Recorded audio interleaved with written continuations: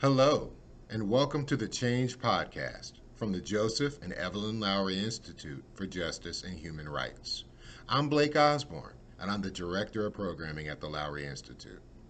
As we prepare for the upcoming primary elections in Georgia, we at the Lowery Institute, through the Change Podcast, will be hosting a series of conversations with different candidates vying for office in Georgia. The purpose of these interviews, which will be released prior to Election Day, is to spotlight the importance of participating in our democracy and to discuss issues from the oft overlooked perspective of college students. These conversations will be hosted by myself and other Lowery Institute change agents. We're focusing on local elections because this is where student power can have the most immediate impact. Statewide elections, including the offices of Attorney General, Secretary of State, and Governor, play a critical role in shaping the laws that affect college students across Georgia.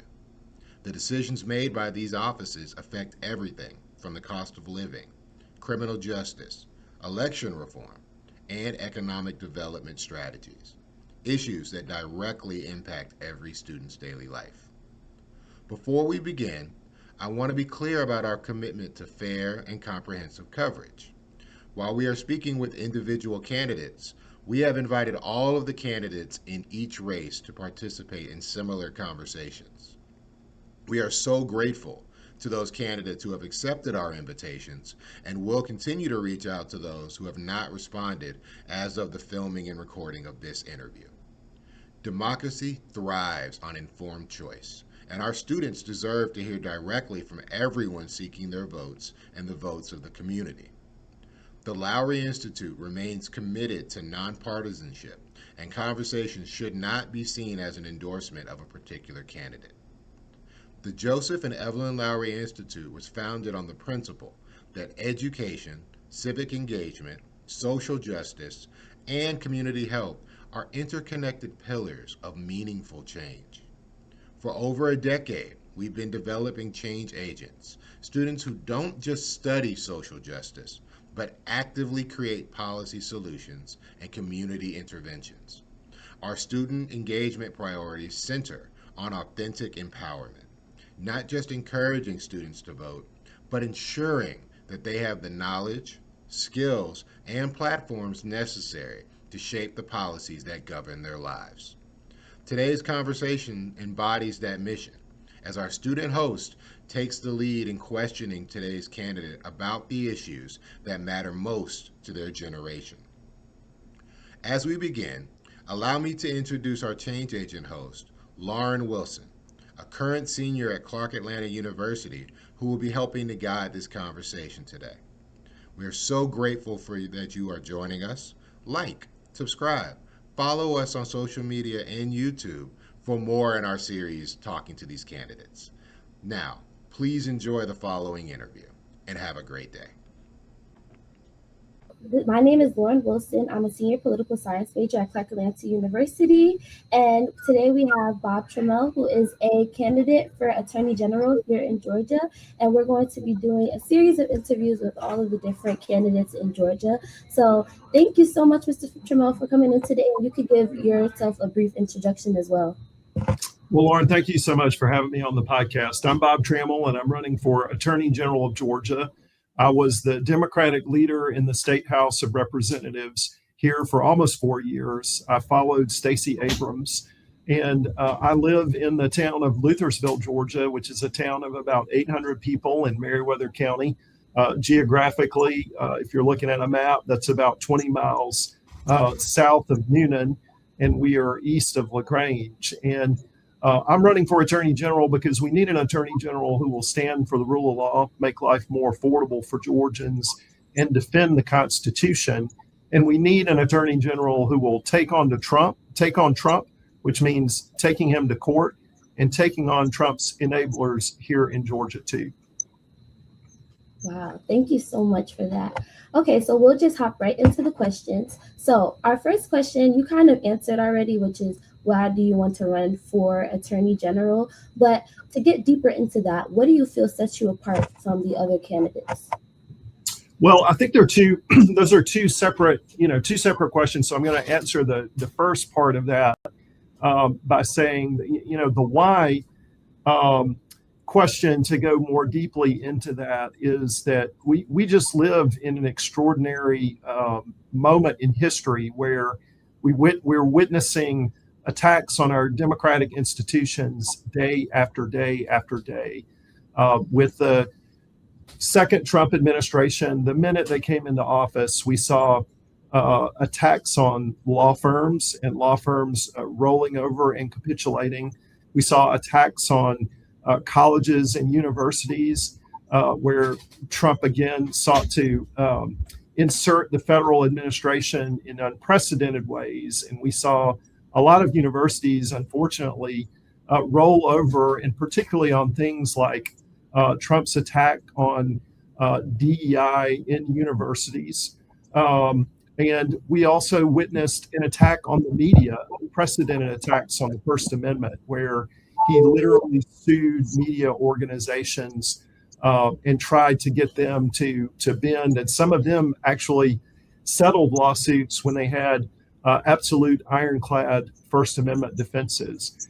And so running for Attorney General is a way to engage in the very way that we all have to engage, which is pushing back on the Trump administration's overreach, because all of our constitutional rights and the democratic processes that are so important to maintaining a healthy democracy and a healthy, inclusive society are just under constant attack.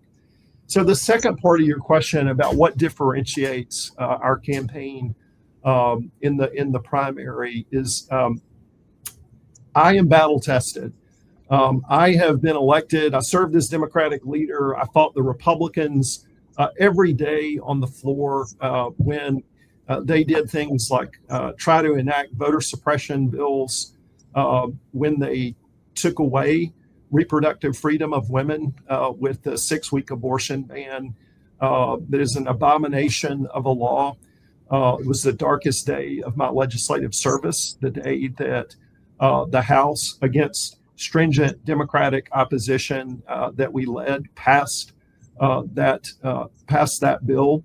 And I won in a district where Democrats aren't supposed to win.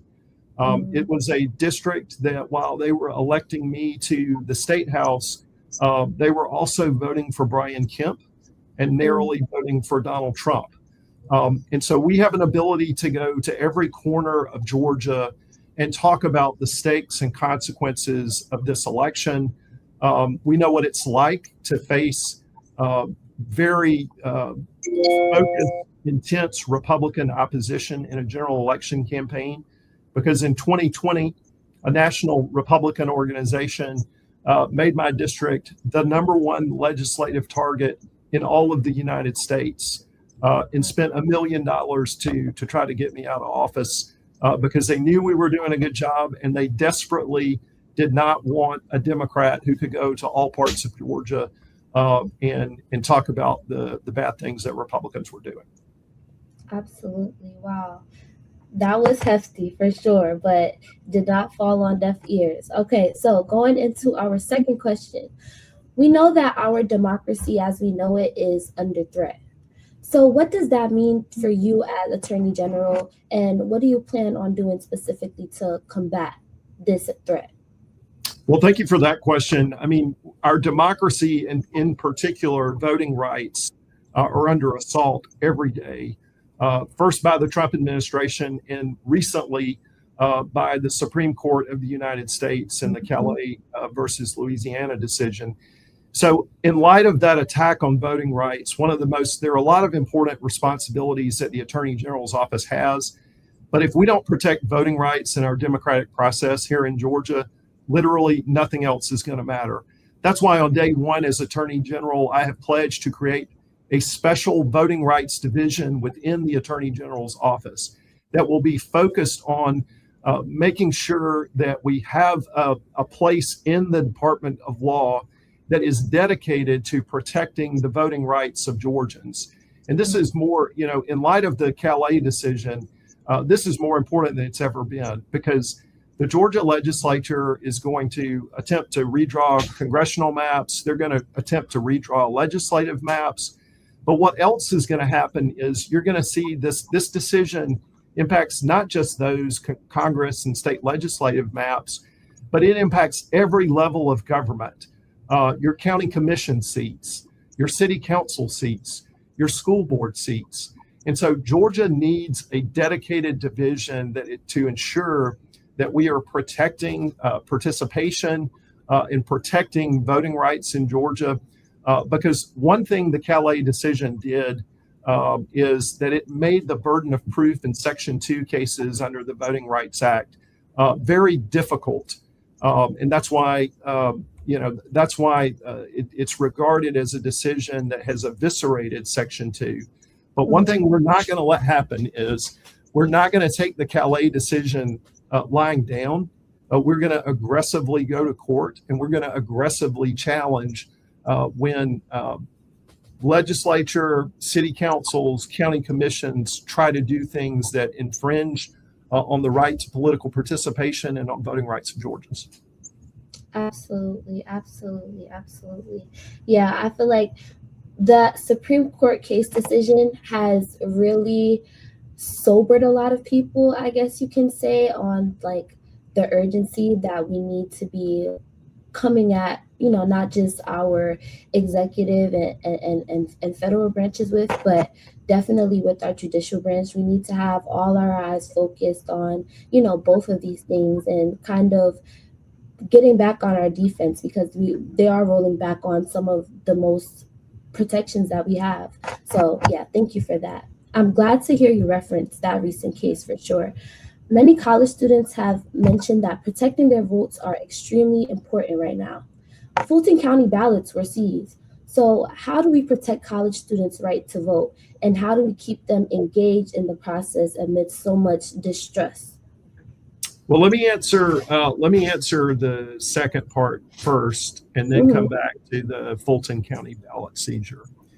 And the answer to the second part about protecting, I just want to take just a second to talk about the importance of voting and the enormous power that is associated with voting. There is a reason that the Trump administration and Republicans and the Supreme Court majority are all doing things to attack voting rights. And the reason is that they're terrified of what happens when there is the free and fair election and that people actually exercise their right to vote. Because it is the fundamental way that we organize ourselves as a society and that we make decisions about the type of society we want to live in. And they want to make sure that they do everything that they can to try and put their thumb on the scale. So not just, a major portion of it is to make it more difficult, to change the rules, to kind of rig the system. But there's a secondary part that we can never let them win. And that is for voter suppression, which all of this falls under the umbrella of voter suppression. Voter suppression at its core is about people getting dispirited and giving up on the political process. And when we do that, just saying it doesn't matter, it's a rigged system against us, we let them win. Yeah. And so, it's if you want to know about why voting is important, everything that's happening now, as frustrating and maddening and as depressing as it can be, it literally tells you what the stakes and the why voting is important. Because they wouldn't be doing any of this if voting didn't matter, right? So on the question about Fulton County and protecting Georgians' right to vote and specifically students' rights to vote, Georgia needs to. Our Attorney General literally did nothing. The President Attorney General, when the FBI went in Fulton County and seized those ballots from the 2020 election, So the Attorney General's office should have been in federal court that afternoon before the trucks had time to leave Union City, asking a federal judge to stop what was going on. And if the judge wasn't willing to stop it, to at least provide guardrails to protect the voting rights of Georgians. But let me tell you, the ballot seizure really isn't about what happened in 2020. And we know this because there were 60 federal judges, 60 federal courts after the 2020 election who ruled over and over again that Donald Trump lost the presidential election. He lost it here in Georgia, and that Joe Biden was the winner. And we also know this because two of the top statewide officials here in Georgia, who are both Republicans, a Republican governor and a Republican secretary of state, certified the election for Joe Biden. What this is really about is about this year's election, about 2026, trying to sow the seeds of chaos and confusion so that Trump will be able to come in and again create this uncertainty and say that it was a process where he really won, and he wants people to get dispirited and sit out the process. But here's the thing we all know. In 2026, when we vote, it is going to be a decisive referendum on his presidency and all the things that he has tried to do over the last 2 years. And he knows that day is coming. So this is all designed to sort of create that chaos and confusion, because he knows, again, if we have fair and honest elections here in Georgia, he's going to lose decisively. Absolutely, for sure. I think that at this time, it is really important that we buckle down and realize they wouldn't be trying so hard to take away our vote if it didn't mean, anything. So absolutely. That answer for sure. So college students have stated that the employment rate, the economy, and the protections of our civil and human rights, as you've touched on, are important issues. How would you address these concerns during your time in office? Well, the employment rate is one that is it's a little bit outside the scope of the Attorney General's office. I wish I had the power to enact legislation or affect public policy in a way that would help the employment rate. But with respect to the economy issue, affordability is an issue that very much intersects with the Attorney General's office. And the way that happens is that there are consumer protection powers that the Attorney General has that at present are grossly underutilized. And that is keeping money in the pockets of students and all Georgians for that matter, and away from scams and price gouging, illegal structures and fees. And when that happens, it literally means that the money that you have in your pocket for everything from paying for rent, for paying for tuition, for paying for groceries, and if you need healthcare, paying for healthcare, it's taken, and you're having to when you lose money in that way, something loses out. You have to make a choice about what to leave out, and that squeezes Georgians more than they've ever been squeezed before. So we intend to aggressively use the consumer power protections provisions under the Attorney General's office to make sure that we're protecting Georgians, and when Georgians do get ripped off, that we're returning that money in the pockets of Georgians. And the other thing I want to say is, you've seen an Attorney General who has joined these Republican suits about loan forgiveness, challenging the loan forgiveness policies of the Biden administration. And that's just wrong. And that's something that we would get out of, on day one, to make sure that, when there are efforts made to help students with loan forgiveness and loan repayment, that we don't have an Attorney General's office that's trying to stand in the way of that and have that overturned. We need to be looking out for Georgians. And you can think of the Attorney General as, the people's lawyer. and you're a lawyer with specific authorizations to look out for your interests, because a lot of those are written into the law, and the Attorney General has those powers, but those powers don't mean anything if the Attorney General is not using them for your benefit. And we intend to be an office that uses the power to benefit Georgians, and not an office that either tries to undermine Georgians or sits on the hands for the benefit of big business. Right, of course. Thank you so much. That was I love that analogy. The Attorney General is like the people's attorney. I'm definitely going to use that. That's definitely clear for people. So I'm taking that for sure. But okay, on to the next question.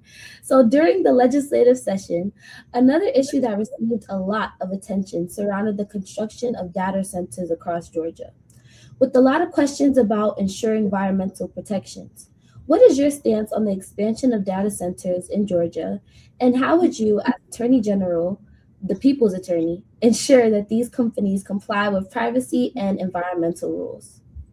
Well, great question. And, there are a couple of touchstones about data centers that I think are important for the decision makers who are approving data centers in local communities, and important to enact on the state level. Unfortunately, the legislature did not enact uniform protections this year when it comes to data centers. So basically, these decisions are all sort of passed down and are going to be made at the local level without anything informing them by way of guidance or state statute about what data centers have to do. But the first thing is that individual Georgians should not be paying for the expansion of the electrical infrastructure and the capacity to provide electricity to these data centers. And what that means is our utility bills should not go up every month just because some data centers are trying to locate here in Georgia. I mean, that seems pretty straightforward, but that protection doesn't really exist. So what happens is they go to the Public Service Commission and they're asking for an expansion of capacity, which means building new plants or expanding the capacity of existing plants to produce more electricity, because data centers have a large demand for electricity, and all that expansion costs. So data centers ought to absorb 100% of the cost. And if anything, Georgians should receive the benefit of a rate reduction based on the additional consumption of electric capacity by the data centers. But we certainly shouldn't be looking at increased power bills. So the other component of that, in terms of protecting people, is to make sure that the data centers are not harming Georgians environmentally. And one of the principal ways that happens is particularly with the issue of water usage. These can be, the way they're approved, they can involve intensive water usage.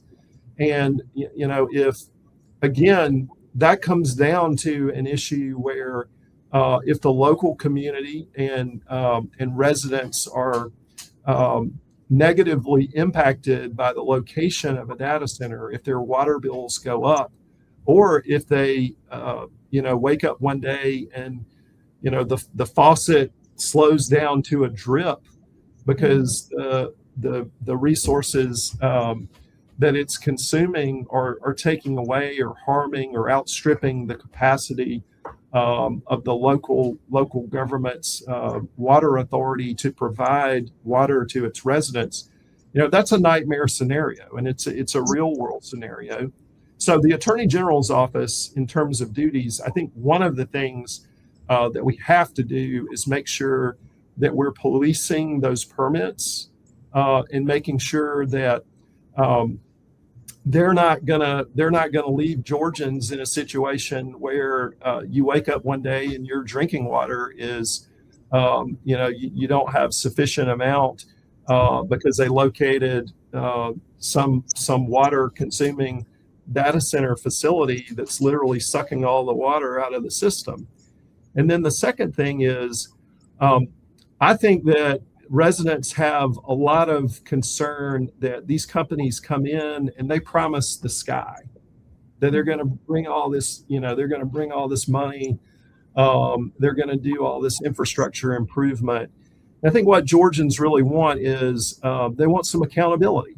So if a data center says that they're going to do something, or they've represented that they're able to do something, and then it turns out not to be true, I do think that going into the consumer protection provisions in that is a way to hold those companies and developers accountable, so that it's not a situation where they can just go in and say anything at the county commission meeting to get the approval, and then later the product that they actually deliver turns out to be vastly different, to the detriment of the local local citizens in the area where the data center goes in.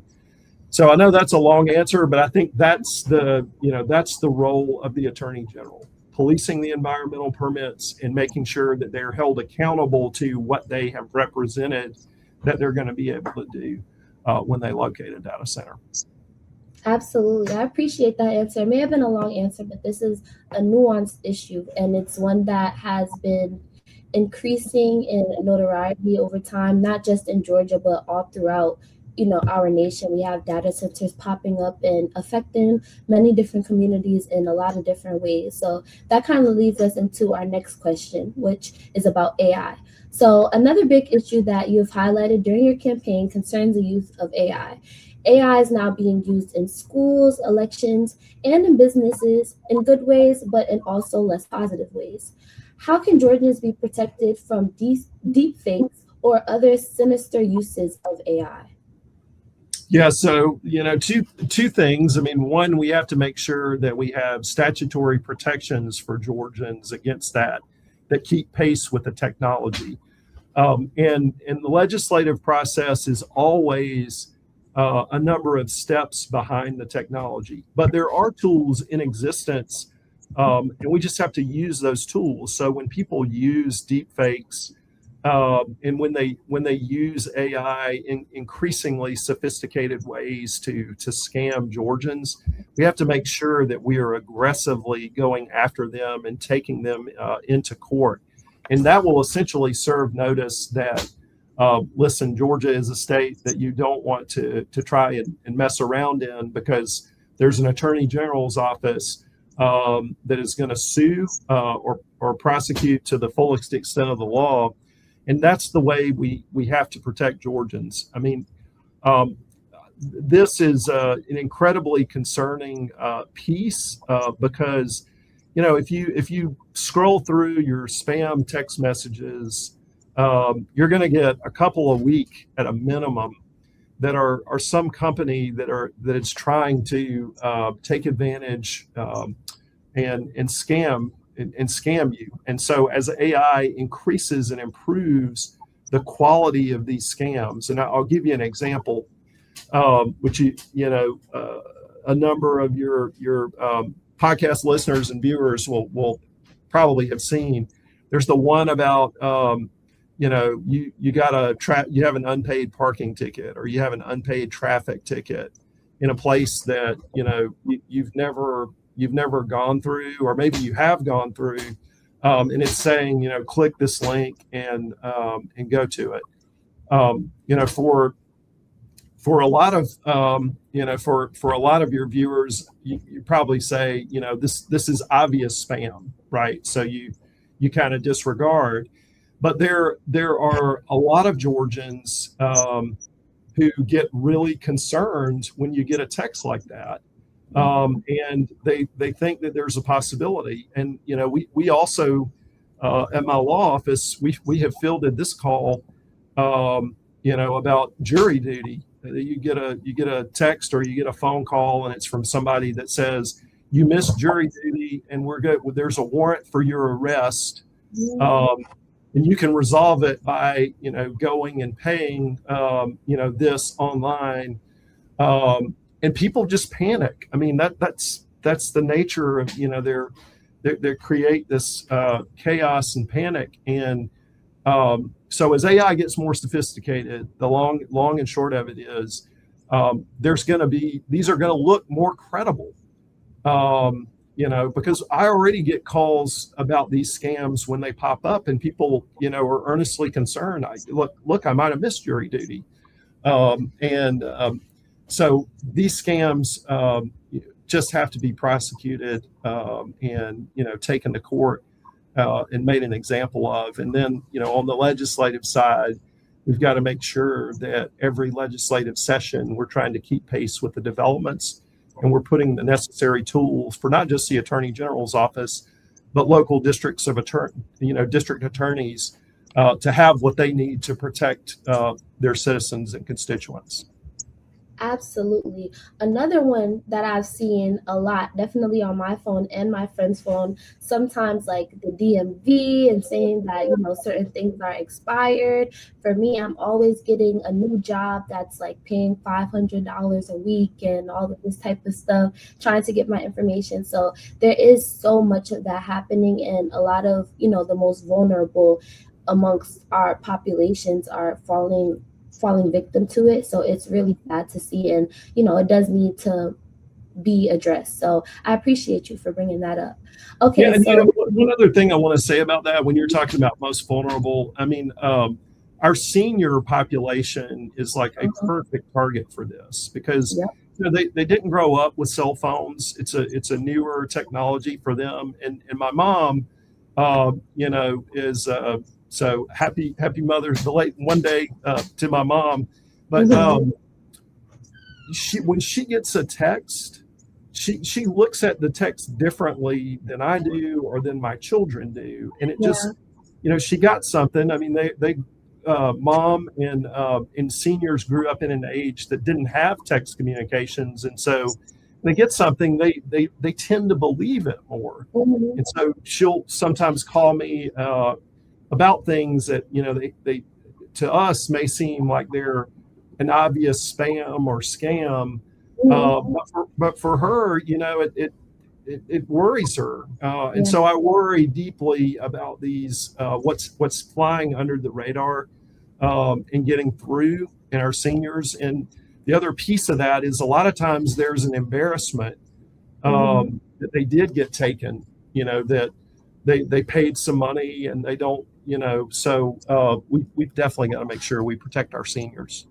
Yes, absolutely. And one more bit on this before I get to our next question. My parents, this happened in like my senior year of high school. So I'm a senior in college now. But in my senior year of high school, my parents called me like really worried because they had got a call of somebody that sounded exactly like me, like crying and, hysterical and stuff like that. And some man saying that he was holding, my parents' child for ransom, but it wasn't me. I was like out coming home from school or something like that. And, I believe that there was like somebody got a AI or like a pic of my voice, like a clip of my voice or something like that, and used it to, try to extort my parents or something like that. So that is just another example of, the kind of tactics that they use. And that's a tactic that I could have, fell victim to, even though I'm, not a senior and I grew up with having a phone. So they're, developing new just strategies every day to